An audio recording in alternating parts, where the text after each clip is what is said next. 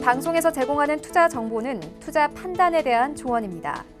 방송에서 제공하는 주식의 가치, 가격 상승 및 가격 하락에 대해서는 방송사에서 보장하지 않습니다. 시청자 여러분 안녕하십니까. 오늘장 내일장 2부 문을 열도록 하겠습니다. 2부에서는 이제 종목 이야기 자세히 나눠보도록 하겠습니다. 또 궁금하신 종목 상담 이어가는데요. 하단의 번호 지금 나가고 있습니다. 100원의 정보 이용료 부과되는 샵 4989번을 통해서 궁금하신 종목명, 매수 가격, 매수 비중을 적어서 보내주시면 잠시 뒤에 두 분의 전문가와 함께 종목 상담 이어갑니다. 유튜브 채널 활짝 열려 있습니다. 유튜브 접속 뒤에 서울경제TV 검색어 입력하시면 TV 채널과 동일하게 이용 가능한 실시간 채널이 제일 상단에 열려 있습니다. 라이브 채널 클릭하셔서 들어오면 언제 어디서든 시청 가능하니까요. 유튜브 채널도 많은 이용 부탁드리도록 하겠습니다. 이 시각 시황 변동 상황 짚어봅니다. 자, 2111포인트, 2110선 위에서 지금 안착하는 모습이 포착이 됩니다. 일단 코스피 잘 달리고요. 소폭이지만 계속해서 올라오고 있는 상황입니다. 하루간의 흐름 정리해보면 코스피 보시면 2100선 아래에서 2100선까지 올라왔고요. 2110선까지 현재 올라오는 모습 포착이 됩니다. 자, 그렇다면 수급 조치 확인해 볼 텐데요. 어제와 상황은 비슷합니다. 외국인의 매수 물량이 좀 줄어들긴 했는데 여전히 176억 원, 그리고 기관이 많이 사네요. 1,701억 원, 또 연계금입니다. 1,259억 원, 어마어마한 물량을 최근 시장에서 정말 사들이고 있는 연계금이고요. 개인은 1,828억 원 상승장에서 또 팝니다. 다음 살펴보도록 하죠. 자, 코스닥 시장은 727, 728, 730 향해서 달려갑니다. 1% 가까운 상승까지 지금 올라왔는데 하루간의 흐름 정리합니다. 자, 보시면 역시나 비슷합니다. 흐름 장 초반보다 많이 올라왔고요. 730 향해서 달려가고 있는 모습. 자, 수급 조치 보시면 양 시장 모두 쌍끌이 매수 들어옵니다. 기관, 외국인 쌍끌이 매수, 그리고 개인은 팝니다. 기관 가운데에서는 양 시장 모두 투시는 팔고요. 금융투자와 연계금이 사고 또 코스닥 쪽에서도 연계금이 110억 원 정도 순매수 해줍니다. 자, 다음 살펴보도록 하죠. 원달러 환율 오늘 1180원 장중에 좀 깨지는 모습도 보여줬고요. 조정이 좀 나와주면서 시장에는 우호적인 환경을 만들어주고 있습니다. 금일 본 방송에서 제공해드리는 정보는 투자 판단에 대한 조언일 뿐입니다. 해당 주식의 가치와 수익률을 보장해드리지 않는다는 점 참고해 주시길 바랍니다. 마감 전략 짚어보도록 하겠습니다. 메리츠증권증권 영업부의 권홍섭 대리 연결돼 있습니다. 안녕하십니까? 네, 안녕하십니까. 예, 오늘 시장도 뭐 나쁘지 않은 것 같습니다. 꾸준하게 우상향 잘 하고 있는 것 같은데요. 시장 동향 점검해 주시고요. 마감 전략까지 함께 들어볼까요? 네, 오늘 우리나라 증시는 장 초반 약보합으로 출발했습니다. 그러나 오후가 접어들면서 외국인이 매수세로 전환함에 따라 지금 현재 2100선을 돌파를 하면서 상승을 하고 있는 상황입니다. 우선적으로 외국인이 지금 현재 코스피 그리고 코스닥 그리고 선물까지 지금 매수를 하고 있는 포지션을 봤을 때는 이번 주에 올 그 옵션 만기일에도 불구하고 어느 정도 상승 쪽에 매수를 지금 현재 포지션 구축하지 않나 이렇게 좀 보여지고 있는 상황인데요. 일단 이러한 그 환경들은 이제 미국의 금리나 시사 부분과 그리고 미중미 분쟁에 대한 완화 기대감이 지금 현재 상존되어 있기 때문입니다. 일단 미국이 이제 페드에서 이번에 이제 6월 정도나 7월 정도에 한 차례 금리 인하 가능성이 있다라고 이제 월스트리트 저널이 보도함에 따라서 거기에 대해서 금리 인하에 대한 언급만으로도 충분히 시장이 어느 정도 수급적으로 회복이 될 여지가 있기 때문에 당장 금리 인하가 확정된 것은 아니지만 그나마 이제 시장의 안정성을 생각하고 있다는 비둘기파적 발언으로 인해서 어떻게 보면은 이제 위험 자산 선호 심리가 가능해져서 현재 수급적으로 받쳐주고 있지 않나 이렇게 보여지고 있고요. 이제 미중무역 분쟁에 관해서도 이제 문우신 재무관 장관이 이제 중국과의 협상 의지를 내포하면서 현재 그 추가 관세 3,200억 달러에 대한 부과 부분도 G20 이후에 부과될 예정이라서 G20 정상회담 전에 어떻게든 도널드 트럼프 대통령과 그리고 시진핑 주석과의 좀 협상이 어느 정도 가능성 열어두고 있다라고 이제 발언이 나오면서 여러 가지로 글로벌적으로 좀 수급적으로 좋아지고 있는 환경이다 이렇게 보시면 될 것 같습니다. 일단 오늘 이제 장초반 강세 섹터가 이제 IoT 관련된 5G 종목들이었는데요. 오후가 접어들면서 좀 약세를 보이고 있는 상황입니다. 그럼에도 불구하고 계속적으로 5G 관련된 통신 장비를 비롯해서 IoT, 자율주행과 관련된 종목들이 거기에 5G에 관련돼서 수혜가 나타날 것으로 예상이 되기 때문에 지속적으로 관심 있게 보셔야 된다 이렇게 보시면 될 것 같고요. 그와 관련돼서 이제 소프트웨어 업체들 위주로 한번 투자 전략을 한번 짜보시는 것도 괜찮습니다. 일단은 5G 통신 장비가 그동안 너무나 강세적으로 괴리도를 높이면서 올라왔기 때문에 거기에 관해서 좀 그나마 덜 오른 종목들, 지금 현재 IoT 관련돼서는 S넷 그리고 클라우드 서비스라든지 그리고 비즈니스 서비스를 하고 있는 KINX와 그리고 도전비전 등이 계속적으로 상승할 여력이 있기 때문에 이런 부분들에서 소프트웨어 관련 업체들을 한번 관심 있게 보는 전략도 중요하다 이렇게 보시면 될 것 같고요. 코스피는 지수적 분석상 2150선 돌파 여부가 관건입니다. 일단은 우회선 외바닥을 지탱을 하고 급격히 V자 반등으로 올라갈 여력이 있기 때문에 2150선만 돌파하게 된다면 그 이후에 상단이 2250선까지도 충분히 도달할 수 있기 때문에 현재까지는 조금 보수적으로 진바닥이 확인이 필요하기 때문에 비중 100% CK보다는 30% 내지에서 50% 분할매수 관점으로 접근하시면 될 것 같습니다. 네, 진바닥 확인이 필요하다라고 말씀해 주셨는데 그래도 오늘 장에서 뭐 볼만한 종목 있을 것 같아요. 어떤 종목이 괜찮습니까? 네, 오늘 소개해드릴 종목은 카카오 종목입니다. 예. 동사의 경우에는 이제 이제 카카오가 우리가 뭐 플랫폼에서도 이제 금융 쪽에서 어떻게 보면은 거기에 대해서 성공 가시화가 되고 있다 이렇게 보시면 될 것 같습니다. 현재 이제 카카오페이와 그리고 카카오뱅크 등 이제 카카오톡 메신저 기반으로 이제 다양한 금융 플랫폼을 이제 제시를 하고 있는데 그와 관련돼서 카카오뱅크의 어떻게 보면 성장이 가시화되는 것들이 지금 현재 보여지고 있는 상황입니다. 또한 이제 카카오페이 이제 단독 앱을 출시할 예정인데 카카오가 이제 바로투자증권을 인수하게 된다면 카카오증권으로 바뀔 가능성이 크고 거기에 관련돼서 보험, 주식 등 본격적인 개인과 자산 관리 서비스로 변모할 수 있기 때문에 그런 부분에서 신사업에 대한 기대감도 있다 이렇게 보시면 될 것 같습니다. 일단 그리고 이제 톡보드라는 이제 5월달에 이제 계속적으로 이제 광고 매출액이 올라오고 있는데 이는 이제 전년 대비해서 65점 증가한 2,680억 원 예상을 하고 있습니다. 굉장히 이제 가파른 성장이 예상되고 있기 때문에 그런 부분에서 계속적으로 성장할 것이다 이렇게 보시면 될 것 같고요. 또한 신규 사업인 금융과 교통 그리고 플랫폼과 관련된 투자 성과에 대한 결실이 맺기 시작했습니다. 따라서 현재 뭐 알리페이 피어그룹에 대비해서는 굉장히 저평가되어 있다고 생각이 되기 때문에 현재 이제 가격적인 전략 제시해드리자면 적정 주가 17만 원 그리고 손절가는 11만 2천 원 잡고 대응하시면 될 것 같습니다. 네, 카카오까지 이야기 나눠봤습니다. 오늘 말씀 잘 들었습니다. 네, 감사합니다. 메리츠증권직권 영업부의 권홍섭 대리와 함께했습니다.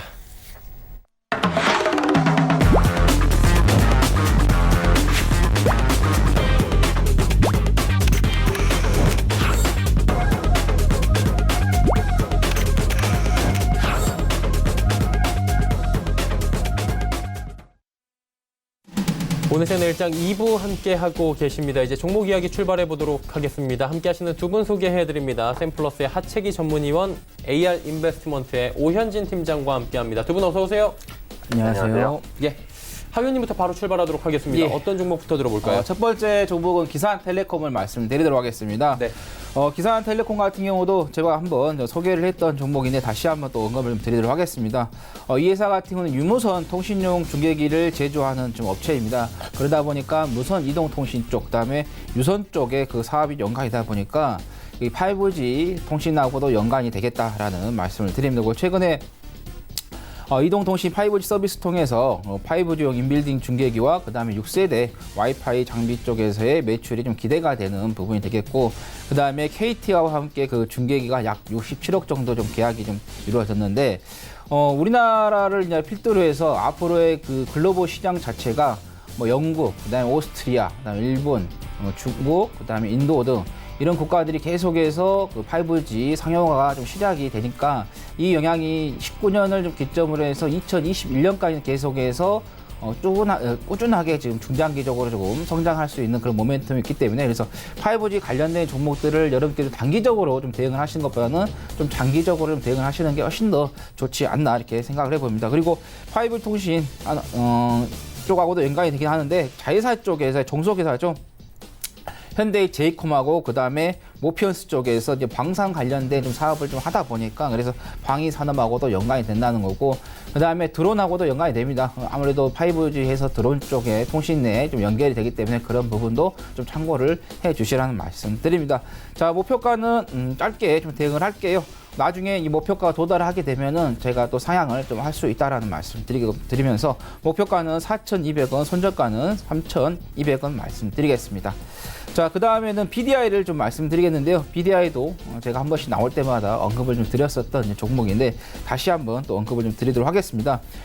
BDI 같은 경우는 화력발전소에 그 친환경 설비를 좀 설계를 하고 있는 그런 부분인데 올해 초에 계속해서 미세먼지에 관련해서 좀 국가적으로 조금 문제가 많이 됐습니다. 지금은 조금 소강 상태가 좀 되고 있는데 또 좀 시간이 지나면 뭐 가을이라든가 또 여름, 가을이라든가 내년 또 봄이 되면 또 한 번에 또 미세먼지에 대한 문제가 또 부각이 될 수 있는 부분이다라는 건데 그래서 정부 쪽에서 이 미세먼지 좀 해결을 하기 위해서 정부 쪽에서 예산을 조금 확보를 해서 좀 확대를 하고 있는 그런 부분이 있겠고 그래서 미세먼지 그 정책주로서의 좀 수혜를 좀 볼 수 있다라는 거 말씀드립니다. 그리고 주요 매출처를 좀 보면은 안정적으로 좀 매출이 좀 이루어지고 있다라는 건데요. 한국전력에서의 그 자회사들이 있는데 중부발전소, 그다음에 남동, 동서, 서부발전소 등 이 4개의 발전소에다가 지금 거래처가 지금 확보가 되는 설비 설계를 하고 있다는 거고 그 다음에 또 신재생에너지 쪽이죠. 태양광 사업 쪽으로 해서 앞으로 미래 쪽에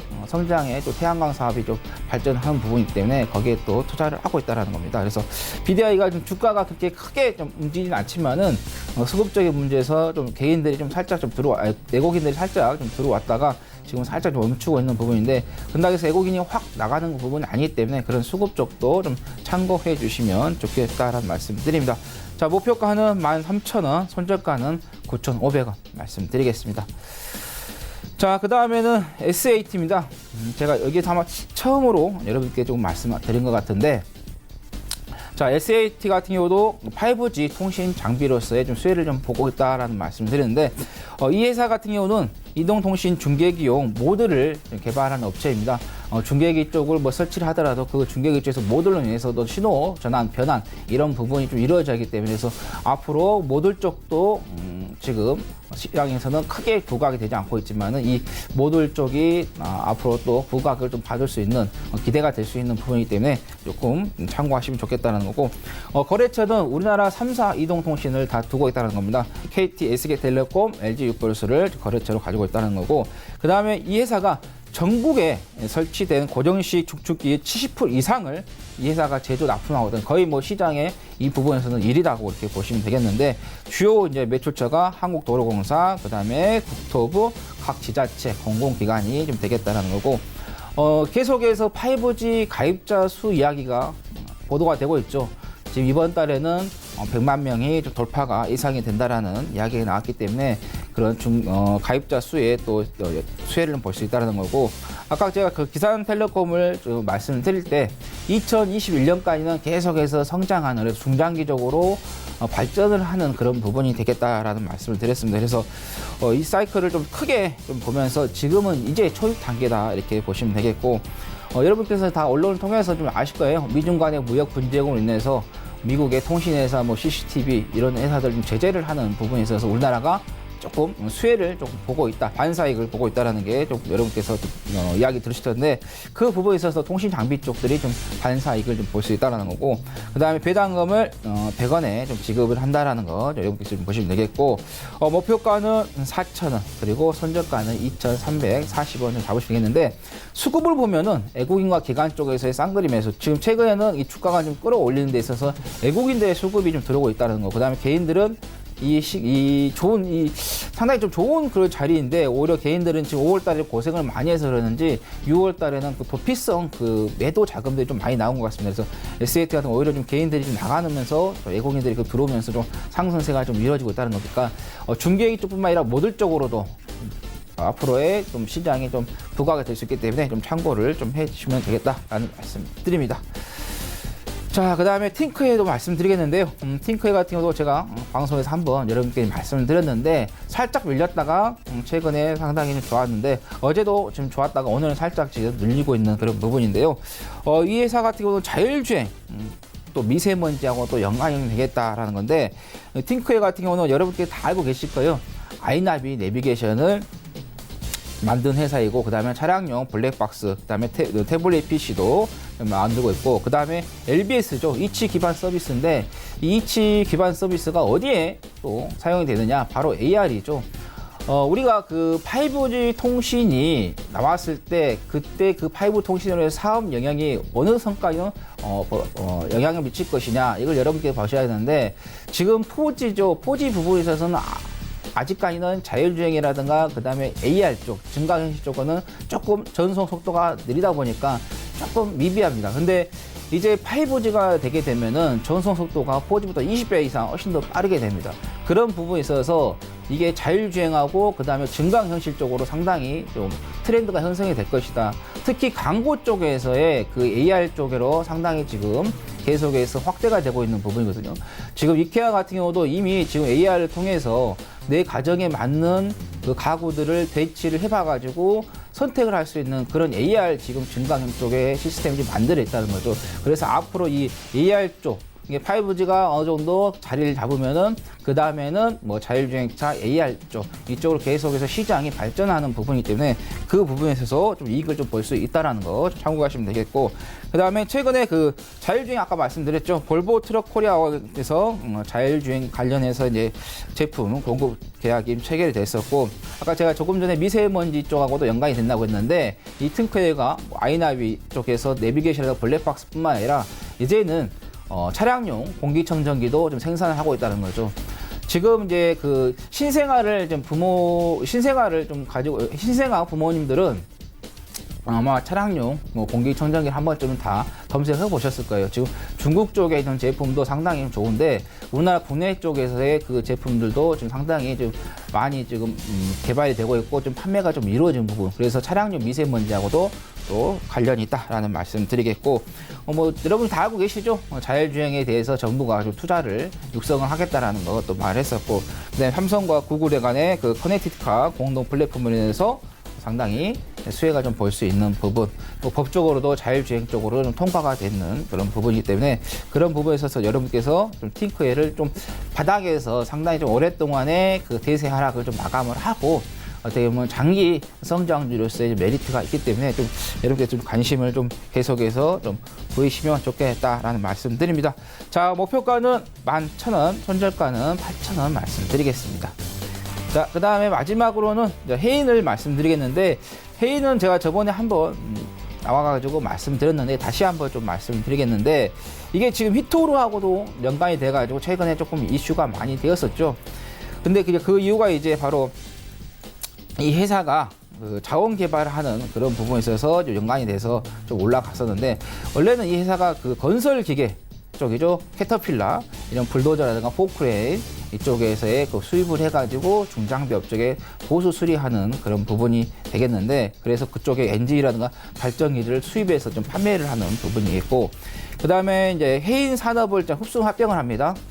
그게 이제 6월 20일인데 얼마 안 남았는데 여기에서 태양광 좀 사업을 하고 있기 때문에 신재생 에너지 쪽하고도 좀 연관이 되겠다라는 거고 그리고 지금 이번 달에 좀 들어와가지고 그 G20 열리고 나서 트럼프 대통령이 방한하는 그런 일정이 좀 잡혀 있는데 지금 청와대 쪽에서의 그 북한과의 그 대화 이야기를 계속해서 지금 언급을 하고 있습니다. 일단은 지금 물밑에서 어느 정도 그 대화가 지금 오고 가고 있지 않느냐 이게 지금 시장에서의 조금 포착이 되는 그런 부분이 되겠어요. 그래서 남북 사업하고도 연관이 되기 때문에 그래서 그런 부분에서 만약에 4차 쪽으로 어떤 계획이 갑자기 잡히게 된다 하면은 북한 관련된 종목들이 또 한 번에 또 급등을 할 수 있는 부분이기 때문에 그래서 해인 같은 건 히토로뿐만 아니라 정부 쪽에서 나오는 언급되는 그런 부분에서 대북 사업하고도 연관이 되기 때문에 또 관심을 좀 가져보시라는 말씀드립니다. 자, 목표가는 7,200원, 손절가는 4,900원 말씀드리겠습니다. 네, 해인까지 5종목에 대한 이야기 들어봤습니다. 이제 오현진 팀장 바로 연결합니다. 팀장님 어떤 종목부터 출발할까요? 네, 첫 번째는 이제 대형주 중에서 그 삼성 SDS부터 한번 보겠습니다. 삼성 SDS는 삼성그룹의 IT 서비스 업체죠. 삼성전자와 그 IT 아웃소싱 서비스 계약을 체결을 했고요. 계약 금액은 7,460억 규모로 이제 체결이 되었죠. 최근에 이제 매출액 대비 7% 수준이기 때문에 실적 개선에 기여할 수 있을 것으로 봅니다. 삼성 SDS는 이제 그룹사에 대한 물량을 받을 수 있다는 그 안정적인 부분이 좀 부각될 수 있다라고 보고 있고요. 또 기술이 발전하고 다변화되면서 기업의 IT 서비스에 대한 수요도 좀 꾸준하게 증가할 것으로 이제 보여지고 있습니다. 삼성그룹사의 이제 IT 서비스 물량을 지속적으로 수주할 것으로 앞으로도 이제 보여지고 있고요. 무엇보다도 그 빅데이터와 블록체인, 그다음에 AI를 비롯한 4차 산업 확대에 따른 수혜를 받을 수 있는 종목이다라고 판단을 하고 있습니다. 빅데이터는 이제 그 방대한 자료의 분석을 통해서 그 유의미한 결과를 이제 도출하는 것을 말하고요. 블록체인 같은 경우 최근에 이제 미래 보안 기술로서 좀 부각되고 있는 부분이 있고요. AI 같은 경우에도 이제 4차 산업 혁명에서 핵심적인 역할을 할 것으로 좀 보여지고 있기 때문에 이런 것들이 모두 IT 서비스와 사실상은 좀 연계가 돼 있는 기술이다라고 보시면 될 것 같아요. 그래서 삼성그룹 내에서 삼성 SDS의 그 역할이 꾸준하게 확대가 될 수밖에 없다라고 보고 있고요. 추가적으로는 베트남 IT 서비스 기업에 대한 투자로 글로벌 사업도 확대하는 모습들 나타나고 있습니다. 지난달 베트남 IT 서비스 기업 CMC의 지분 투자자로 참여하기로 결정을 했는데요. 작년에 이제 CMC와 그 스마트 팩토리 공동 사업 관련된 협약을 체결한 이후에 이 협약 관계가 좀 강화될 것으로 기대가 되고 있고, 이 베트남 같은 경우 IT 서비스 시장이 초기 단계이기 때문에 그 삼성 SDS의 그 높은 기술을 활용해서 동남아 시장을 비롯한 해외 진출 좀 본격화될 것으로 기대를 하고 있습니다.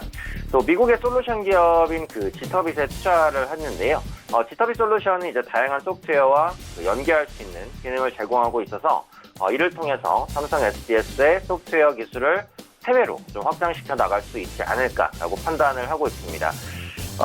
지금 기술적으로 보시면은 20일 이평선 위에서 움직이던 주가가 그 장기 이평선을 뚫고 오늘 장대 양봉을 좀 만들었어요. 거래량이 조금 더 실리면 좋을 것 같은데 종가까지는 좀 더 거래량이 실릴 것으로 보여지고 있고요. 현재 주가가 21만 9천 원입니다. 현재 주가 수준에서도 충분히 접근 가능하다고 생각하니까 매수 관점으로 보겠고요. 목표가는 일단 단기적으로 22만 5천 원, 손절가는 20만 원 정도 설정을 해보도록 하겠습니다. 그다음에 이제 포스코 케미칼입니다. 포스코 케미칼은 그 내화물의 시공이라든지 보수 이런 것들을 비롯한 그 화학 사업을 영위하는 업체입니다. 석회 제품의 제조나 판매 사업도 일부 영위를 하고 있는 상황이고요. 근데 이제 주목할 부분은 그 내화물이나 이런 부분이 아니라 이제 2차 전지 부분이라고 보셔야 될 것 같아요. 최근에 그 전기차 관련주들이 바닥권에서 조금 반등하는 그런 모습들이 나타나고 있습니다. 저가 매수가 들어올 수 있는 종목 중에 하나다라고 판단을 하고 있기 때문에 좀 관심 있게 보시면 좋지 않을까라고 판단하고 있고, 그 2차 전지 소재가 영업이익에서 차지하는 비중이 올해 10%에서 2022년에 한 50% 정도까지 높아질 것으로 현재 전망이 되고 있습니다. 주당 순이익도 연평균 한 20% 이상 성장할 것으로 기대가 되고요. 2차 전지 소재는 크게 이제 양극재, 음극재, 그다음에 분리막, 전해질 이렇게 이제 이루어져 있는데 현재 생산 중인 부분은 음극재와 양극재입니다. 현재 음극재 생산 능력이 24,000톤 정도인데 내년에 한 2배 정도 증설될 것으로 전망이 되고 있고요. 현재 약 1톤 정도의 그 양극재 생산 능력이 2022년에 57,000톤으로 급증할 것으로 전망이 됩니다. 그래서 이런 부분들은 외형 성장을 보여줄 수 있는 효과까지 연결된다라는 거고, 무엇보다도 이 종목은 실적이 굉장히 좋아요. 매출액과 영업이익이 매년 견조한 성장세를 보여주는데 올해 예상 매출액은 1조 5천억입니다. 사상 최대 실적 달성이 가능할 것으로 보여지기 때문에 이 부분에 대한 기대감도 한번 생각해 보시면 좋을 것 같습니다. 추세적으로는 하락 추세를 돌려내고 상승하는 와중에 이제 약간의 그 눌림목 구간이라고 생각이 돼요. 저가 매수를 해볼 수 있는 타이밍이다라고 판단을 하고 있고요. 금일 종가에서 매수하시게 된다면 목표가는 6만 원, 손절가는 5만 3천 원 정도까지 잡아보도록 하겠습니다. 세 번째 종목은 셀트리온입니다. 셀트리온은 모든 분들께 익숙하실 만한 종목인데요. 최근에 이제 인보 사고가 취소라든지 이런 이슈 때문에 그 제약바이오주가 엄청나게 좀 부담을 많이 가졌었는데 인보사 리스크는 어쨌든 허가가 이제 취소되면서 리스크의 정점을 지나는 구간으로 판단을 합니다.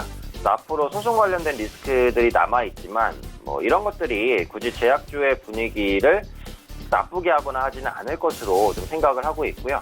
코오롱생명과학에서 이제 인보사 취소에 대한 이의를 제기했기 때문에 조금 더 지켜볼 부분들이 남아있기는 하고요. 그래서 전반적으로 지금 제약주는 낙폭과대에 대한 매력이 있습니다. 그리고 셀트리온은 다수의 파이프라인을 보유를 하고 있기 때문에 차별적인 모멘텀이 있다라고 보고 있고요. 셀트리온은 이제 대표적인 제품이 그 류마티스 관절염 치료제 바이오시밀른 램시마인데 램시마에 이어서 뭐 허지마라든지 트룩시마에 대한 성과 기대감도 점진적으로 높아지는 모습이죠. 그래서 램시마의 피하 주사용으로 인해서 편의성이 높아진 램시마 SC의 유럽 허가가 또 승인될 것으로 보이기 때문에 실적 개선에 대한 기대감은 높아질 것 같고요. 또 이전에 그 셀트리온 헬스케어 블록딜 때문에 이제 많이 밀렸었는데 그에 따른 악재도 반영이 됐다라고 보기 때문에 역시 주가 측면에서는 뭐 우호적인 전망을 해볼 수 있지 않을까 싶습니다.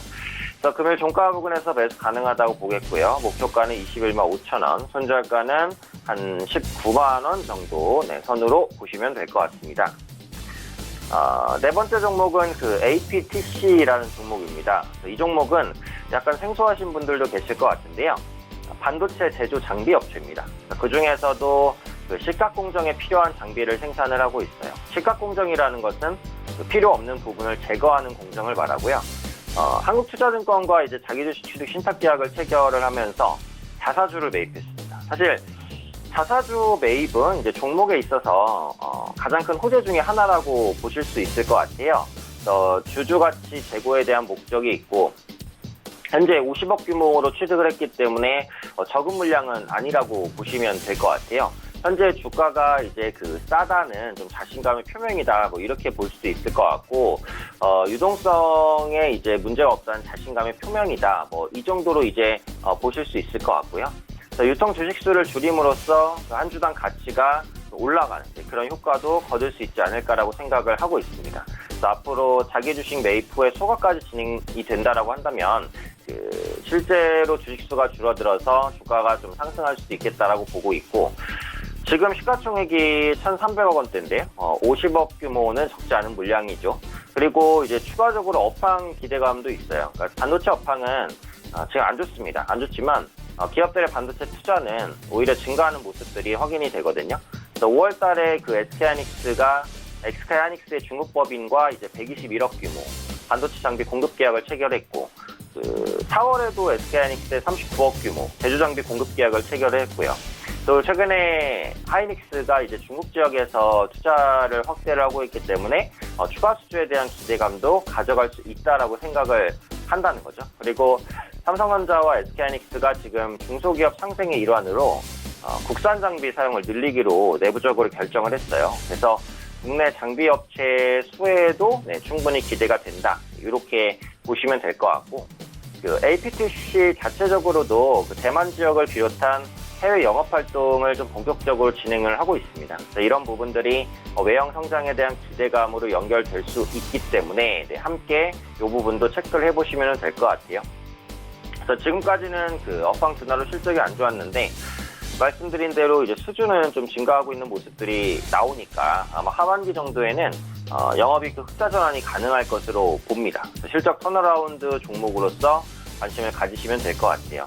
기술적인 부분을 보시면 그 4월 달 중순부터 조정이 크게 나오다가 최근에 시장 반등과 함께 저가 매수가 들어왔습니다. 20일 이평선 돌려냈고요. 5일선 위에 주가가 있는 골든크로스가 이제 최근에 나왔어요. 그래서 추세적으로는 이제 바닥탈피 차트니까 한번 이 부분 기대해 보시면 될 것 같아요.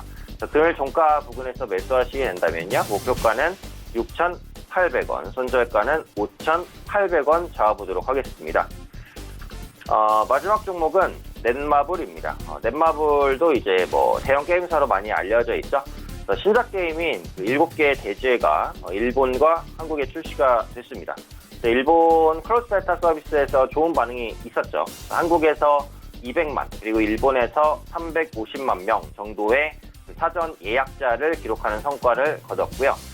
요즘에 이제 게임주는 신작이 별로 없어요. 한마디로 이제 신작이 좀 목말라 있는데, 그런 갈등을 좀 해소시켜줄 수 있는 이슈였다라고 볼 수 있을 것 같고, 7개 대죄는 그 일본 애니메이션으로 방영된 이후에도 이제 높은 인기를 얻고 있는 상황입니다. 그리고 관련 캐릭터들의 그 IP 인지도가 상당히 좀 높기 때문에 그러니까 출시 후에 충분한 성과를 기대해 볼 수 있다라고 생각을 하고 있고요.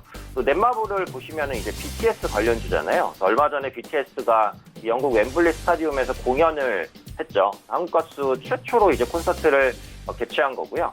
웸블리 스타디움은 영국 공연 문화의 상징과도 같다고 합니다. 좌석수는 무려 9만 석. 근데 성공리에 이제 맞췄죠. 넷마블은 그 BTS 소속사인 빅히트 엔터의 지분을 25% 보유하는 2대 주주입니다. 그렇기 때문에 사실상 실제로 BTS 인기가 높아질수록 수혜를 받는 종목이다라고 볼 수 있겠고, 또 이 BTS를 활용한 게임도 나와요. BTS 월드라고 해서 6월 말에 출시될 것으로 보여요. 이제 BTS 인기가 계속해서 높은 수준이기 때문에 이 부분에 대한 성과도 있겠죠. 그러니까 최근에 출시한 그 7개의 대죄라는 신작, 그리고 하반기에 나올 것으로 보이는, 그러니까 6월 말 나올 것으로 보이는 BTS 월드, 대작 신작이 2개나 이제 나오는 것이기 때문에 이에 대한 기대감도 가져가는 것이다. 추가적으로 넥슨 보니처에도 참여를 했잖아요. 넥슨을 좀 가져가게 된다면 외형 성장 기대감이 또 커지는 것이기 때문에 현재 위치에서는 호재가 많은 종목이다. 이렇게 보시면 되겠습니다.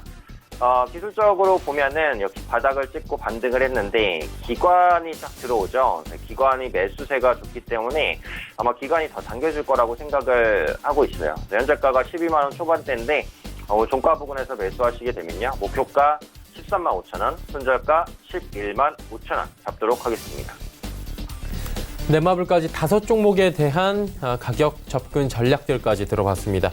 자, 이제 하채기 전문위원은 지난 시간에 MC넥스 말씀해 주셨습니다. 단기 접근해 보자고. 어땠습니까? 지난 화요일이었죠. 목요일에 방송이 쉬었기 때문에 그 뒤로 지금 계속해서 주가가 단기적인 상승세가 조금 이어지고 있는 그런 부분이 되겠다는 거고, 최근에 여러분께서 아시겠지만은 갤럭시 부품 쪽에서 특히 카메라 쪽 모듈 관련된 종목들이 상당히 좋은 흐름을 보였어요. 파트론이라든가 그 다음에 업트론테. 그게 아무래도 이것도 이제 중고가의 관계에 있어서 반사 이익을 좀 보고 있는 거고, 그 다음에 일단은 핸드폰 카메라에 2개, 3개가 아니라 지금은 5개까지도 지금 장착이 되는 부분이기 때문에, 그리고 그 5개의 카메라가 고성능으로 계속해서 업그레이드 되는 그런 부분. 그래서 1개 들어가고 2개 납품할 때보다는 5개 납품, 4개 납품을 했을 때가 훨씬 더 수익이 좀 발생할 수 있는 부분들에서, 그러다 보니까는 카메라 관련된 종목들이 상당히 좀 올라가고 있고, 그 다음에 요즘은 좀 시대가 자체가 우리가 어떤 사진을 찍거나 아니면 동영상을 좀 찍어가지고 올리거나, 그 다음에 어떤 저장을 해가지고 또 여러분과 사진 같은 인스타나 페이스북 이렇게 계속 좀 공유하는 부분, 그 다음에 영상 같은 경우는 유튜브 쪽에다가 올리는 그런 시대의 흐름을 갖고 있기 때문에, 그래서 계속해서 좀 카메라의 그 성능이 좀 계속 업그레이드 되는 그런 부분인 것 같다. 그래서 그런 부분에 있어서 좀 카메라 모듈 관련된 종목들이 계속해서 좀 좋은 흐름을 좀 보이지 않을까 예상을 해봅니다. 네. 그러면 MC넥스에 이어지는 종목을 또 듣고 싶은데 어떤 종목이 괜찮아요? 제가 아까 중간에 좀 말씀드렸었던 종목이죠. S8입니다. 5G 관련된 종목이다라고 좀 말씀을 드렸는데, 앞으로 이 5G 산업이 우리 시대에 상당히 많은 영향을 좀 미치게 됩니다. 그리고 항상 우리가 과거를 선례를 살펴봤을 때 10여 년 전에 우리가 그 금융위기가 왔을 때 여러분께서 보시면은 항상 그 금융 침체기가 왔을 때 어떤 새로운 산업으로 위해서 그 돌파를 하는 그런 흐름이 만들어집니다. 그 당시에 금융위기가 왔을 때 그거를 돌파했었던 게 바로 새로운 사업이었던 스마트폰이었죠. 스마트폰이 나오면서 상당히 관련된 종목들이 상당히 많이 좀 올라갔었던 부분인데, 또 이제 또 이 전체적인 글로벌 시장 쪽에서 보면 강력하게 지금 밀고 있는 게 바로 5G 관련된 사업이 되겠습니다. 그래서 5G 관련된 부분에 있어서 상당히 좀 수혜를 좀 볼 수 있는 부분이죠. 그래서 이게 국내 쪽에서만이 이 사업이 활성화된다 하면은 국내 시장으로 끝날 것인데, 이게 국제적으로 글로벌하게 계속해서 사업이 확장이 되는 부분이기 때문에, 그래서 상당히 좀 좋은 결과가 좋은 결과가 좀 기대가 된다는 건데, S8 같은 경우는 제가 아까 조금 전에 말씀드린 것처럼 이동통신 중계기용 모듈을 제조하는, 개발하는 회사인데, 이게 거래처가 아까 말씀드린 것처럼 우리나라 3사 이동통신사죠. KT, SK텔레콤, LG U+에 납품을 하고 있다는 거고, 그 다음에 전국에 설치된 고정시 축출기의 70% 이상을 이 회사가 또 납품하고 있다. 주요 거래처는 한국도로공사, 그 다음에 국토부, 그 다음 지자체, 각 공공기관이 되겠다는 거고 여러분께서 오늘도 여러분의 뉴스를 좀 통해서 아셨을 거예요. 하이브 가입자 수가 100만 명 돌파가 좀 예상이 된다. 곧 눈앞에 와 있다는 건데 그 부분에 있어서 가입자 수가 계속해서 좀 증가하고 있는 부분 그리고 이 투자 사이클이 이제 그 초입 단계이기 때문에 그래서 19년을 기반으로 해서 19년, 20년, 21년까지 해서 계속해서 성장하는 그 섹터가 되겠다라는 말씀 드립니다. 그리고 주당 100원의 좀 배당금을 좀 주고 있고 그다음에 무역 전쟁으로 인해서 우리나라가 통신 장비 쪽에서의 반사 이익을 보고 있는 부분 그 부분에서 좀 이익이 좀 날 수 있다라는 거 참고하시면 되겠고 목표가는 4,000원, 손절가는 2,340원 말씀드리겠습니다. 조금 전에 말씀드린 것처럼 계속해서 좀 수급이 좀 상당히 좋은 흐름이니까 수급 보시고도 여러 가지 대응을 해보시면 좋겠다라는 말씀드립니다. 네, SAT 단기 접근 말씀해 주셨습니다. 오 팀장님 연결합니다. 위닉스 말씀해 주셨는데 결과 어땠습니까? 네, 위닉스 큰 폭의 상승은 아니지만 그래도 꾸준하게 이제 우상향 추세를 보여주고 있습니다. 매수한 가격보다는 이제 소폭 올라 있는 그런 구간인데 추세가 이탈되지 않았고 최근에 기관 내 수급도 좀 유입이 되고 있는 모습들이 확인이 되고 있기 때문에 현재 위치에서는 매도할 필요는 없는 것 같아요. 그대로 추세를 타고 가면서 올라가게 두자라는 거고. 계절 수혜주로서 말씀을 드렸어요. 근데 지금 여름철이 이제 본격적으로 오면서 무더위가 시작이 되면은 계절 관련된 종목군들이 한두 번 정도 급등이 나올 가능성도 있다라고 보거든요. 그런 관점에서 위닉스는 저평가 매력도 있기 때문에 그대로 가져가는 전략을 취하도록 하겠습니다. 60일 이평선의 상향 돌파가 나올지 그게 이제 조금 관건인 것 같아요. 60일 이평선의 상향 돌파가 나오면 전에 말씀드렸던 목표 주가 26,000원 충분히 도달할 수 있을 것 같습니다. 결과론적으로는 보유하고 계신 분들은 좀 편안하게 보유하시면 될 것 같고요. 목표가 26,000원, 손절가 21,000원 지난주에 드렸던 전략이니까 그 전략 그대로 유지하면서 홀딩하자 말씀드리겠습니다. 네, 오늘은 그렇다면 어떤 종목이 좀 괜찮아 보이십니까? 네, 오늘은 이제 APTC를 말씀드릴 건데 그 상승 추세가 일단은 좀 나오고 있다고 보여져요. 그러니까 저점을 찍은 게 이제 지난달 말인데 지난달 말부터 시작해서 최근까지 큰 조정 없이 완만하게 이제 5일 이평선을 타고 좀 올라오는 모습이고 단기 골든 크로스가 또 최근에 발생을 했어요. 그래서 그런 만큼 추세적으로 접근하기에도 괜찮은 위치다라고 생각을 하고 있고 이게 조금 아쉬운 게 거래량이 많지 않다라는 거거든요. 그러니까 오늘도 보시면은 거래량이 95,000주입니다. 이게 6,180원짜리니까 그렇게 단가가 센 종목은 아닌데 95,000주면은 이제 시장에서 많이 거래가 되는 종목은 아니죠. 그래서 매매를 하실 때는 이제 좀 소액만 가지고 매매를 하셔야지 나중에 빠져나오는데 무리가 없으니까 단기 종목으로 드리면서 이제 좀 소액으로 들어가시는 게 좋겠다라는 말씀을 드리도록 하겠고요. 가격 전략은 앞서 말씀드린 대로 금일 종가 목표가 6,800원, 손절가 5,800원 네, 그렇게 잡도록 하겠습니다. 네, 이제 단기 접근 종목들까지 들어봤고요. 오늘 시장의 특징주들 점검합니다. 어떤 종목이 특징적으로 보이십니까? 저는 이제 이월드를 좀 특징적으로 봤는데요. 예. 오늘 그 보고서가 좀 증권사에서 나왔었어요. 주얼리 쪽 사업 부분이 있어서 좀 합병에 의해서 좀 실적이 올해 좀 급격하게 성장하지 않겠느냐 그런 보도가 나오면서 또 장기적으로는 해외 진출을 또 통해서 영업 실적이 좀 성장할 것이라는 건데, 이월드 같은 경우는 지금 로이드라든가 OST, 라템, 쿨루 브랜드를 좀 운영하고 있고, 이게 지금 지난해 실적을 좀 기반으로 해서 좀 합산했을 때, 올해 영업이 한 250억 정도의 수준에 좀 이르지 않을까라는 거, 전망치가 좀 나온 부분. 그리고 지난해 4개 브랜드가 한 25개 정도 파악이 되는데 올해 신규점 출점하면 약 한 40개 정도 좀 계획이 되고 있다라는 부분, 그런 부분에서도 오늘 좀 급등한 부분인데, 또 이월드 같은 경우는 그 부분뿐만 아니라 정치인 테마주죠.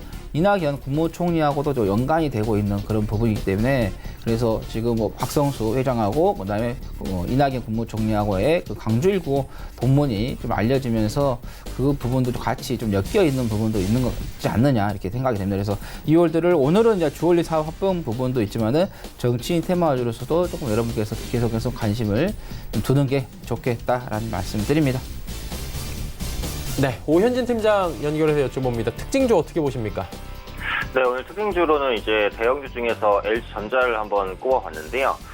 최근에 이제 LG전자가 바닥을 치고 완만하게 우상향 추세를 보이다가 오늘 전고점을 돌파하는 장대 양봉과 대량 거래량이 실렸습니다. 그래서 지금 위치에서는 좀 주목을 해보실 만한 종목이다라는 생각이 들고요.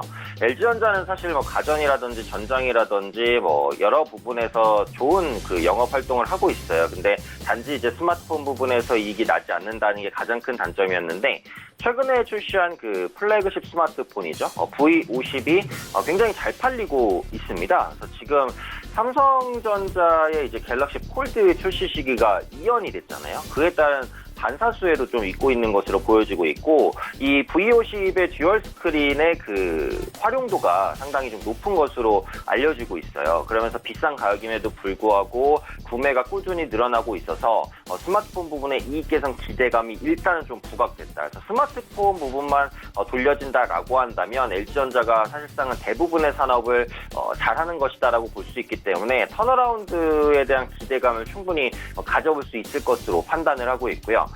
두 번째로는 이제 전장 사업입니다. 지금 LG가 그룹사 측면에서 밀고 있는 게 이제 전장 관련된 사업이죠.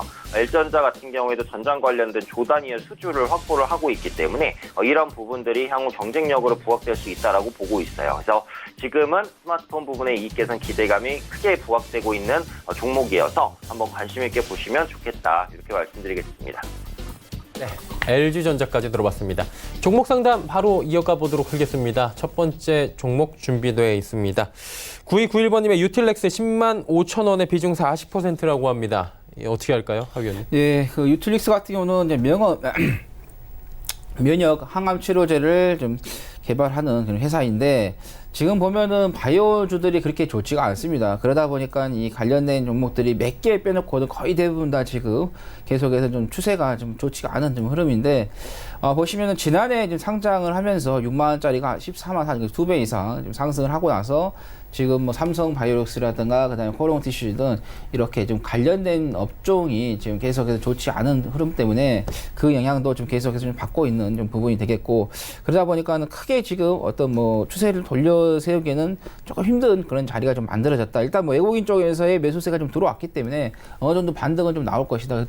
그때 좀 반등 구간에서 좀 탈출을 하셔가지고 장기 성장주 5G라든가 자율주행 그다음에 전기차 그다음에 AR 이런 성장주 쪽에다가 좀 포커스를 좀 맞춰서 좀 대응을 해 보시는 게 좋겠다라는 말씀드립니다. 일단은 보유 전략 말씀드리겠고 여기에서 이제 시장도 좀 계속해서 좋은 흐름을 좀 보이고 있기 때문에 일정 부분 반등이 나올 때 매수가에 좀 정리를 하고 다른 종목으로 교체하시는 게 좋겠다라는 말씀드립니다.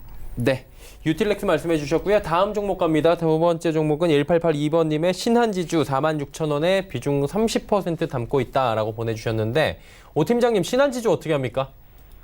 네, 신한지주.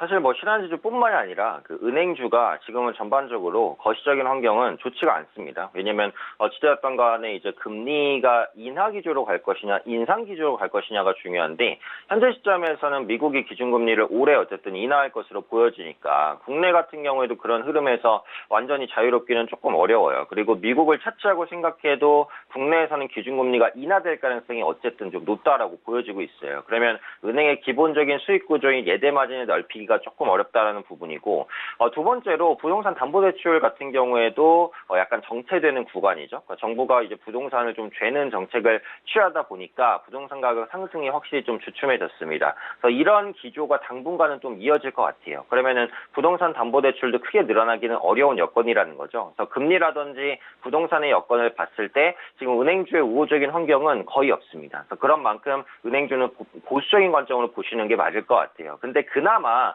신한지주는 다른 은행주보다는 이제 수익성 면에서는 좀 높은 평가를 받고 있으니까 은행주 내에서는 그래도 좀 괜찮다라는 생각은 있습니다. 다만 앞서 말씀드렸던 금리나 부동산 환경 이런 거시적인 여건들이 좋지 않기 때문에 장기적으로 보유하기보다는 짧게 좀 보유를 하시면서 뭐 목표 수익도 좀 짧게 가져가는 전략이 나을 것 같아요. 그래서 지금은 뭐 기술적인 위치가 크게 나쁘지는 않으니까 그리고 굳이 이제 매수가 근처시기 때문에 그냥 보유 관점으로 말씀을 드리는데 목표가는 한 47,000원 정도까지만 보겠습니다. 한 47,000원 정도까지만 좀 짧게 보시고 그 가격까지는 제가 볼 때는 가지 않을까 싶거든요. 그 가격 정도에서 뭐 욕심 많이 내지 않고 전량 빠져나오셔서 좀 다른 섹터로 진입하시는 게 낫겠다 이렇게 말씀드리겠습니다. 네, 다음 종목 상담 하나 더 이어갑니다. 2728번님의 퓨처 스트림 네트워크스 2140원의 비중이 높네요. 50% 어떻게 할까요? 주가가 좀 계속해서 좀 하락을 하다가 이번에 조금 시장에 반등이 나오는 구간에서 좀 동반 좀 상승세가 지금 나오고 있는 부분인데 여기에서 좀 개인들이 매수를 안 하고 외국인이라든가 기관 쪽에서 매수세가 좀 들어왔더라면 상당히 좀 좋은 흐름을 더 이어갔을 텐데 그러지 못한다는 게 조금 좀 아쉽습니다. 일단은 자, 2018년도에 4,000원에서 1,030원까지 계속해서 좀 빠지면서 상당히 좋지 않은 좀 실적을 좀 만들었는데 일단 이 부분에 있어서 좀 약간 옆으로 좀 조정을 주면서 어느 정도 바운드가 나올 수 있는 부분이기 때문에 일단은 21선 대응으로 좀 보유 전략을 말씀드리겠고 자 목표가는 매수가에서 한 2,200원 사이 좀 대응을 해 보시는 게 좀 좋겠다라는 말씀 드립니다. 네, 알겠습니다. 종목 상담 여기까지 이어가도록 하고요. 마감 지수 함께 정리해 보도록 하겠습니다. 코스피부터 만나보도록 하죠. 자, 코스피 지수는 2114포인트대까지 올라왔습니다. 상승폭을 조금씩 키우더니 결국에는 2110선까지 여유 있게 안착하는 모습이 포착이 됩니다. 다음 살펴보도록 하죠. 보시면 거의 뭐 장중 조정 없이 꾸준하게 우상향하는 모습 보여지고 있고요. 수급 조치 확인해 보도록 하죠.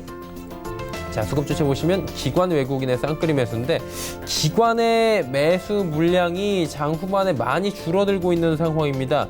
일단 뭐 이 가운데에서 지금 뭐 전주체가 골고루 사긴 하고요. 투신도 지금 매수에 들어오긴 했는데 일단은 매수 물량 많이 줄였다. 이거 파악을 좀 하셔야 될 것 같고요. 개인이 매도 물량이 2,572억 원까지 쌓여가고 있는 상황입니다. 다음 살펴볼까요?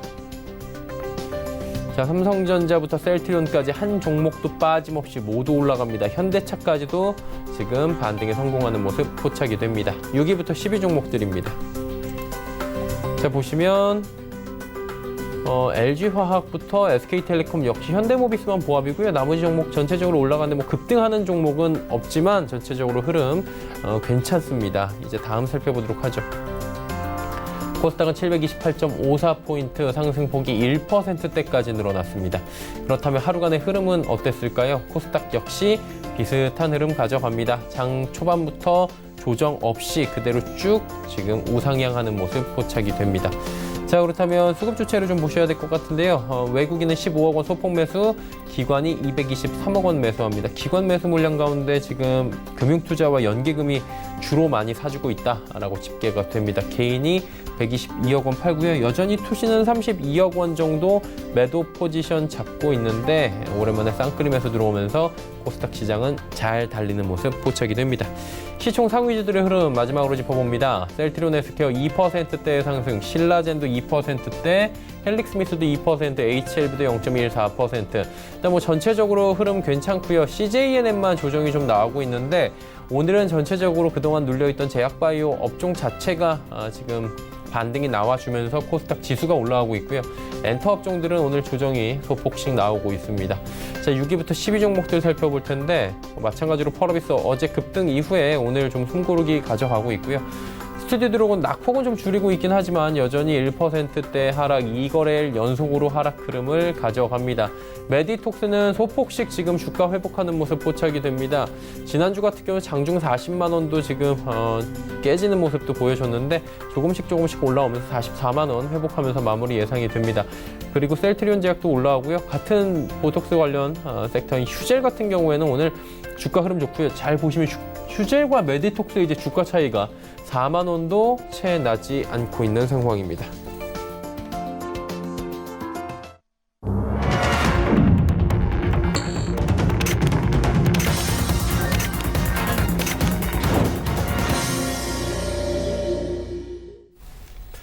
시장 모두 마감이 됐습니다. 시장에 대한 이슈들 그리고 이야기를 좀 나눠보도록 하죠. 마감 시황부터 정리해보도록 어떻게 보셨습니까, 위원님? 6월 달에는 5월 달에 그 고생한 거에 대해서 어느 정도 보상을 좀 해주는 그런 장세가 계속해서 좀 이어지고 있다라고 보시면 되겠고 일단 우리 시장을 상당히 좀 속썩였던 게 바로 바로 원달러 지수였죠. 원달러 지수가 좀 장기 상승한 후에 지금은 조금 조정이 나오고 있는 부분이기 때문에 그런 부분에서 6월 좀 장세가 그 무난하게 지금 좀 흘러가고 있는 부분이고 또 수급에서도 아까 우리 앵커님께서 말씀하신 것처럼 개인들이 지금 매도를 하고 있는데 이제 개인들이 이제 매도한 이유가 있겠죠. 5월달 그다음 4월 중순부터 해서 계속해서 시장이 좋지가 않았기 때문에 그래서 개인들이 이제는 더 이상 좀 버티기가 좀 심리적으로 어렵다 보니까 그래서 지금 어떻게 보면 도피성, 회피성의 그 자금들의 매도세가 좀 계속해서 좀 나오고 있는 좀 부분이 이어지고 있다는 거고, 자, 여기에서 이제 우리가 이제 시장을 좀 대응을 하는 부분에 있어서 어떻게 좀 대응을 할 것이냐, 자, 그게 이제 관건이 되겠습니다. 지금 계속해서 좀 상승세가 좀 올라왔기 때문에 어느 정도 또 올라오면 또 개인들이 또 매수세로 다시 좀 전환이 될 수 있는 그런 부분이겠는데, 일단은 저는 지금 개인적으로 좀 시장이 상승하고 있지만은 이 보시면은 61선이나 120선의 그 저항선이 있고, 그 다음에 미중 간의 무역 협상에 대한 확실한 어떤 이야기가 좀 나오진 않았습니다. 우리가 지금 이거를 좀 예측을 좀 한다는 게 상당히 어렵습니다. 특히 트럼프 대통령의 그 발언이 하루하루 일희일비한 발언들이 나오고 있기 때문에 또 G20에서의 이야기가 잘 되느냐, 되지 않느냐, 또 안 만나게 되면은 3천억 달러 이상의 부역 제품에 대해서 25% 이상의 좀 관세를 좀 매기겠다라는 좀 상당히 압박적인 좀 이야기가 나왔기 때문에 뭐 G20을 통해서의 어떤 좋은 결과가 좀 잘 나온다고 하면 합의가 이루어진다면 뭐 시장이 계속해서 좀 올라갈 수 있지만은 그런 부분에 있어서 조금 위험성이 좀 남아 있다는 거고, 그다음 이번 주죠, 동시 만기일이 좀 남아 있습니다. 그래서 그 동기 만기일쯤에서도 어떤 또 변동성이 좀 발생하는 부분, 그 부분도 좀 여러분 좀 체크를 좀 해보시는 게 좋겠다는 말씀드립니다. 그래서 일단은 뭐 양 시장 코스피든 코스닥이든 나는 5일선으로 좀 대응을 하시는 게 좀 좋겠다는 거고, 그 다음에 이런 또 시장이 좀 어려울 때 오히려 여러분께서 좀 성장주를 조금 매매를 하시는 게 좋습니다. 그러니까 제가 계속해서 소개해드렸던 종목들도 보면 5G라든가 그 다음에 자율주행차, 그 다음에 AR, 그 다음에 전기차 관련된 친환경 쪽, 이렇게 관련된 성장주들을 여러분께서 좀 잘 좀 선별하셔서 대응을 해 보신다고 하면은 다음 시장이 좀 흔들리더라도 그 시장이 흔들린 후에 다시 또 재차 살아날 때는 이런 성장주들이 상당히 좀 좋은 흐름을 좀 만들어낼 수 있기 때문에 해서 장기 성장주 관련된 종목들의 좀 매매를 좀 고려를 해 보시라는 말씀 드립니다. 네, 알겠습니다. 성장주 쪽으로 한번 살펴보자라고 말씀해 주셨고요. 자, 오 팀장님 연결합니다. 시장 어떻게 보셨습니까? 네, 일단은 뭐 거시적인 여건은 나쁘지 않은 것 같습니다. 어쨌든 미국의 금리 인하라는 그 강한 기대감이 시장을 계속해서 끌어당기는 흐름이고, 다음 주에 FOMC 회의가 예정이 되어 있기 때문에 적어도 FOMC 회의 전까지는 기대감이 유지된다라는 관점으로 보셔도 될 것 같아요. 오늘도 보시면 수급이 이제 장 초반에는 조금 안 좋았는데 장 마감으로 갈수록 기관과 외국인의 수급이 개선되는 모습들, 그리고 단기간 급등했던 원달러 환율도 하향 안정화되는 모습들이 나오고 있기 때문에 일단 거시적인 여건들은 좀 안정이 된다, 이렇게 보고 있습니다. 다만 지금 우려할 거는 뭐 하나인 것 같아요. 그러니까 단기적으로 시장이 좀 많이 올라왔죠. 코스피는 그렇다 쳐도 코스닥 같은 경우에는 거의 이제 뭐 6거래일, 7거래일 정도 연속 조정 한 번도 없이 상승한 거기 때문에 이렇게 되면은 기술적인 부담이 분명히 발생을 합니다. 특히 730에서 740포인트 근처에는 매물대가 조금 많기 때문에 여기서 차익 실현 매물이 나올 수 있어요. 그리고 그 차익 실현 매물이 나오는 날은 옵션 만기가 될 수도 있다는 거죠. 그래서 내일 이후 목요일장 정도에는 차익 실현 매물이 좀 쏟아질 수 있기 때문에 이런 부분들은 조금 그 염두를 하시고 대응하실 필요가 있을 것 같아요. 그래서 종목을 고가에서 이렇게 따라잡는 이런 무리한 전략보다는 조금 눌림목을 이용해서 안정적으로 잡는 전략. 기회는 언제나 오니까요. 시장 올라간다고 너무 조급해하지 않는 것이 좋겠다, 이렇게 말씀드리겠습니다. 알겠습니다. 시장 상황들 두 분께서 또 짚어주셨습니다. 샘플러스의 하채기 전문위원 AR 인베스트먼트의 오현진 팀장과 함께했습니다. 고맙습니다. 감사합니다. 감사합니다. 마감지수 정리합니다. 코스피부터 만나보도록 하죠. 0.59% 올라오면서 2111.82포인트의 거래를 마감했습니다. 코스닥 살펴봅니다. 1.06% 급등하면서 728.79포인트의 거래 마감합니다. 원달러 환율도 함께 짚어봅니다. 4원 50전 조정받으면서 1180원 70전에 거래를 마감했습니다. 김동섭의 마켓뷰 바로 이어집니다.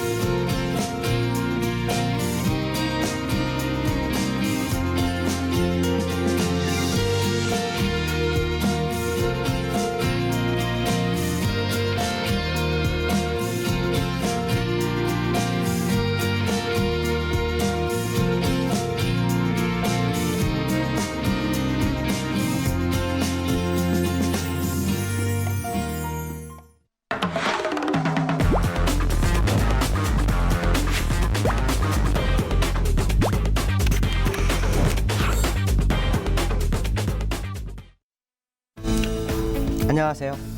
김동석입니다. 미국 시장이 연일 상승을 하죠. 그 영향을 받으면서 국내장도 강한 상승세를 연출하고 있습니다. 국내장은 오늘 외국인과 기관이 쌍끌이 매수를 진행하고 있죠. 특히 아시겠지만 지난번에 말씀한 것처럼 연기금이 상당히 매수를 강하게 합니다. 오늘 1,400원 매수하고 있는데요. 기관 전체 매수가 2,000억 정도 되는데 그중에 연기금의 영향력이 상당히 큰 하루였다라고 보셔야 되겠죠. 외국인도 비차익에서 1,300억, 그다음에 순수하게 690억을 샀는데요. 여기서 중요한 것은 그 주봉 상태에서 이 수급의 누적을 한번 봤어요, 제가. 근데 여기에는 지금 제가 표시를 해드리 표시가 안 되고 있는데요. 기관들의 매수세가 절실한 상황이다. 무슨 말이냐면 외국인들은 지난번 2,000 밑에서 매수하면서요. 꾸준히 누적을 지켜주고 있습니다. 근데 기관만 사실은 매수가 안 되고 있죠. 그렇기 때문에 요 근래 연기금이 1조 이상을 샀지만 여전히 기금이나 또 기관의 매수세가 아주 절실한 상황입니다. 이게 무슨 말이냐면 이번에 기관들이 매수하고 외국인들이 매도나 매수가 어설프면 시장은 상승할 수가 있습니다. 근데 만약에 외국인의 매도가 강해지거나 기관들의 매수세가 지금보다 못한 상황이 연출되는 모습이 나온다면 주가는 못 갑니다. 결국 이 시장은 기관화 장세가 있을 거다라고 봐야 될 것 같습니다. 만약에 상승이 맞다면 기관화 장세가 있어야 될 거고요. 그 기관화 장세의 움직임을 좀 봐야 될 것 같습니다. 이번 주가 만기이기 때문에 포지션을 좀 볼까요? 자, 포지션을 보면 제가 누적으로 해놨습니다. 사실은 여기가 전부 콜 매도, 그러니까 외국인들이 전부 콜 매도였고요. 그 다음에 여기서부터 매수였습니다. 근데 약간 바뀐 상황이고요. 또 풋에서도 해지를 걸어놓고 풋 매도를 합니다. 그러니까 위쪽으로 하는 거죠. 이렇게 되면 외국인들은 아래쪽보다 위쪽으로 약간 열어놨습니다. 그리고 기관은 양쪽으로 열었는데 위쪽에서는 제한을 걸고 아래쪽에서는 좀 많이 열은 상황입니다. 그러니까 사실 이 현물에서는 기관들의 매수세가 돋보이는데 옵션 포지션상으로는 기관들은 하방을 걸고 있는 상황이라는 거죠.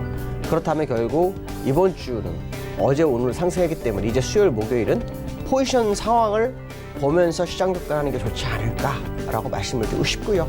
자, 그 얘기는 기관이 시장을 흔든다면 기관의 행보에 따라서 시장의 방향성이 나올 거다. 그렇다면 이 포지션을 기관의 포지션을 무시해서는 안 될 것 같다라고 봐야 될 것 같습니다. 왜냐하면 위쪽으로 콜이 272까지 열렸는데요. 기관은 거기까지만 열었습니다. 물론 위에는 매수와 매도를 번복하면서 블록을 쌓고 있지만 순수하게 매수는 272까지. 근데 지금 콜스피 200 기준은 273.20이니까요. 일단 올 만큼 온 것이 아닐까라는 생각을 해보시면서 접근하는 게 좋겠다라고 말씀드릴 수 있고요.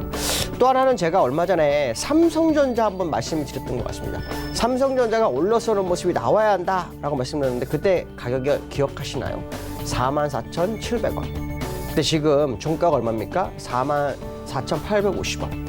아주 기로에 서 있습니다. 이게 무슨 말이냐면 기관들이 사서 만약에 올리기 시작하는 모습이 나온다면 삼성전자를 집중적으로 공략할 일이 높다라는 상황까지 왔다라는 거죠. 44,700원이 돌파가 되지 않는다면 답은 없다라고 했는데 일단 돌파를 했습니다. 그렇다면 한 번 더 위쪽을 봐야 되는데 여기 보시면 60주선 가격이 있습니다. 그것이 45,000원이니까요. 완벽하게 45,000원 돌파한다면 51,000원 이상까지는 방향성을 볼 수 있고요. 기관화 장세에 따라서 시장의 움직임이 나올 수 있다라고 전제한다면 기관들이 삼성전자에 얼마나 매수를 강하게 해나가는지를 보시면 시장의 방향성은 확인이 될 수 있겠다라고 말씀드릴 수 있을 것 같습니다. 자, 글로벌 이슈에 대해서 보도록 하죠. 자, 미국이요 연일 상승을 합니다.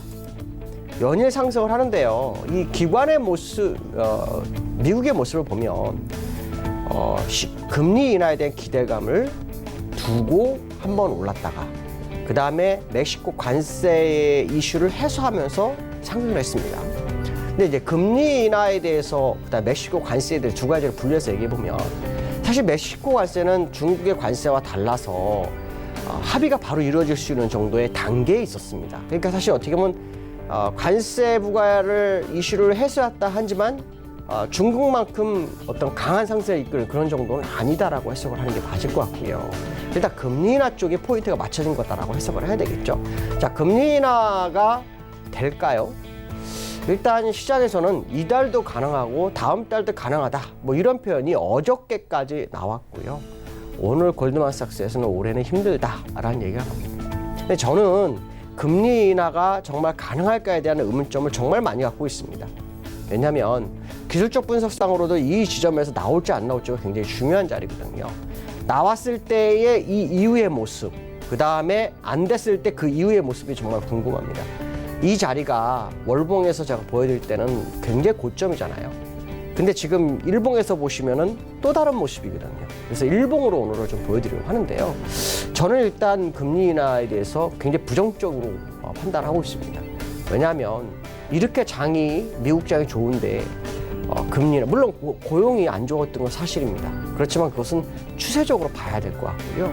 만약 이 상태에서 금리 인하를 했는데 주가가 이 위쪽을 뚫고 가지 못하는 상황이 발생하게 되면 어떤 일이 벌어질까요? 일단 시장을 안정화시킬 카드가 점점 소멸이 되고 있는 상황이기 때문에 악재가 터졌을 때는 미국이 대응할 수 있는 수단이 매우 제한돼 버립니다. 왜냐하면 양적 완화를 많이 했었기 때문에요. 그렇기 때문에 지금 이 금리 인하에 대해서 좀 이해할 수 없는 그런 국면이다. 오히려 연준이 립 서비스로 시장을 끌어올린 게 아닐까 이런 생각 굉장히 많이 하는데요. 일봉 상태의 모습을 봤더니 후행 스팬으로 추세에서 목표치를 그고 이평으로 목표치를 그어보면요, 요 정도 자리에 목표치가 나옵니다. 이 자리가요 수평으로 그었더니 과거의 고점 정도가 됩니다. 그러니까 과거에 26,950포인트를 만들었던 2018년도 10월 3일 그 고점 정도가 최고치가 나온다는 거죠. 그럼 제가 오늘 일봉을 왜 보여드렸을까요? 그것 때문에 보여드렸을까요? 아니요. 일목의 그림을 잘 보십시오. 여기가 양운입니다. 빨간색을 양운이라고 하고 파란색을 음운이라고 합니다. 또 여기 양운인데요. 지난번에 여기서 한번 양운으로 두고 내려왔다가요. 하단선에서 올라갔다가 상단선 맞고 밀려서 다시 이렇게 쭉 올라가는데 볼록 튀어나온 데서 맞고 주가가 흘러내렸어요. 지금 한번 볼까요? 지금도 역시 마찬가지입니다. 내려갔다가 하단선에서 지지해서 올라가 상단선 맞고 밀렸다가 다시 볼록한 자리가 왔습니다. 물론 패턴이 똑같이 갈지 모르겠지만 중요한 기로점에 접어들기 시작한 것은 사실일 거다라는 생각을 한 번쯤 해볼 수 있는 차트의 모습이 거의 한 9개월 만에 똑같은 모습의 흐름을 가져오고 있다라고 말씀드릴 수 있고요. 자, 두 번째 이슈는요. 금에 대해서 한번 오랜만에 얘기해 볼까 합니다. 갑자기 왜 뜬금없이 금값을 얘기할까요? 금값이 13개월 내 최고가를 경신합니다. 그래서 장중한 때 얼마까지냐면 1,350불. 그래서 상당히 높은 데까지 올라왔습니다. 물론 과거에 2013년도에 비하면 높은 가격은 아니죠. 근데 시장에서 두 가지에 대한 리포트가 나옵니다. 하나는 1,400불은 그냥 갈 거다. 또 하나는 1,900불까지도 예상이 된다. 뭐 이런 얘기가 나오거든요. 그럼 금이 왜 중요할까요? 금리 인하를 미국에서 정말 할 거라면 금값이 갈 수 있을까요? 이건 여러분들이 한번 판단해 보십시오. 절대 안 갑니다. 왜냐하면 금값은 안전자산에 해당되거든요. 근데 금이 올라온다? 그리고 목표치를 높인다? 그럼 지금의 금리 인하를 우리는 믿어야 될까에 대한 생각을 정말 해봐야 됩니다. 특히 후행 스팬상으로 가지 못할 곳을 가다가 밀려서 다시 또 무너져야 될 자리에서 살아났단 말이에요. 근데 지금 자리는 가도 되는 자리다라고 본다면 금값으로는 3개월, 4개월 안에 시세가 나올 확률이 굉장히 높아지고 있다라고 해설할 수가 있습니다. 자, 그 얘기는 위험자산에 대한 부담감이 금에서 나타나는 것이 아닐까라는 생각을 한 번쯤 해봐야 될 것 같습니다. 자, 그 다음에 내일장에 대해서 보도록 하죠. 우리나라 시장이요, 오늘 2,100포인트를 넘어섰습니다. 2,100포인트가 굉장히 중요한 자리입니다. 심리적인 지지선 중에 하나죠. 저항선이기도 하고요. 이 지점이 돌파됐다라는 것은 일단 수급의 매수 매도가 균형이 기울었죠. 매수 쪽으로 기울었다고 보시면 될 것 같고요. 거기에 따른 기관들의 모습이 필요한 시점입니다. 자, 중요한 것은 지금 기준선이 내려오는데 그 기준선에서 막고 있는 상황이다라고 본다면 내일장이 정말 중요할 것 같습니다. 내일장 많이 올려 세우면 일단 상방이 좀 더 열릴 수 있는 상황이고요. 그렇지 못할 경우에는 여기서 조정이 있을 수 있다라는 생각을 해봐야 될 것 같습니다. 오늘 여기까지 하겠습니다. 감사합니다.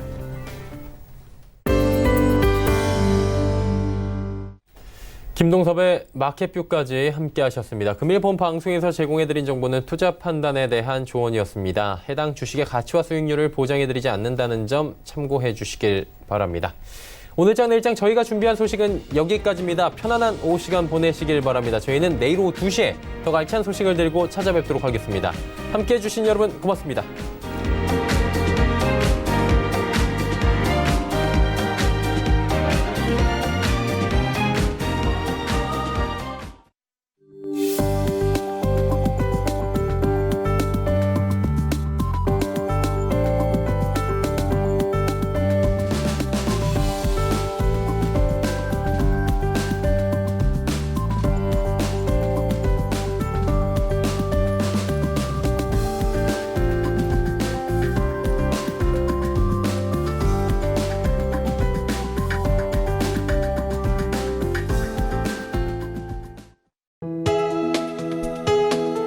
본 방송에서 제공하는 투자 정보는 투자 판단에 대한 조언입니다. 방송에서 제공하는 주식의 가치, 가격 상승 및 가격 하락에 대해서는 방송사에서 보장하지 않습니다.